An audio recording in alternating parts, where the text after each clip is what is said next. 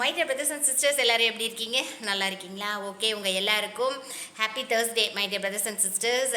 இன்றைக்கி வந்து ஒரு சூப்பரான ஒரு நாள். என்னன்னு பார்த்தீங்க அப்படின்னா ஆடி அமாவாசைங்க.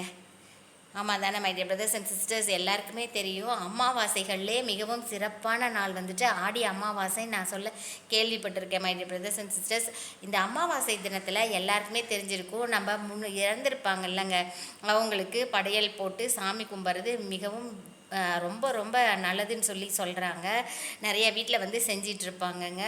அமாவாசை அன்னைக்கும் வந்து அதாவது முன்னோர்களை நினச்சி சாமி கும்பிடுவாங்கங்க. சாமி கும்பிட்டு காக்காய்க்கு வந்து சாதம் வைக்கிறதுக்கு வந்து சாதம் வந்து வைப்பாங்க. ஓகேங்களா my dear brothers and sisters, நான் காக்கான்னு சொன்ன உடனே காக்கா வந்து கத்திட்டு இருக்கான் முன்னாடி. ஓகேங்களா, என் தம்பி இறந்து இப்போ 3 மாதம் தான் ஆகுது. உங்கள் எல்லாருக்கும் தெரியும். நாங்களும் பார்த்தீங்க அப்படின்னா காக்காவுக்கு சாப்பாடு ஆடி அமாவாசை கும்பிடலான்னு சொல்லிட்டு நினச்சிட்டு இருந்தோம். பட் ஆனால் அக்கம் பக்கத்தில் இருக்கவங்க எல்லாமே சொன்னாங்க, செந்திலுக்கு வந்து 3 மாதம் ஆகாமல் அது வந்து செய்யக்கூடாது, 1 இயர் வந்து ஆகணும்னு சொல்லியிருக்காங்க my dear brothers and sisters.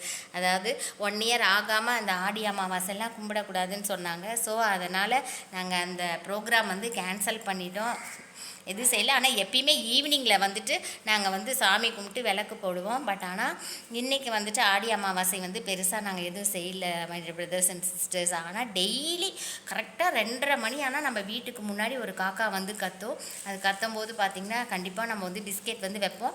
அதே மாதிரி நான் இப்போ வீடியோ எடுத்துகிட்ருக்கேன். இப்போ டைம் பார்த்திங்க அப்படின்னா 4:45 கரெக்டாக அந்த காக்கா வந்து கத்துது my dear brothers and sisters.